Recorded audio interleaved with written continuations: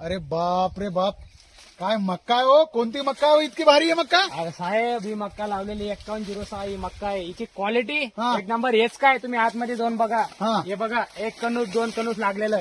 त्याच्यानंतर plus point हा. सारा बघा. आमच्याकडे गाई आहे, गाई.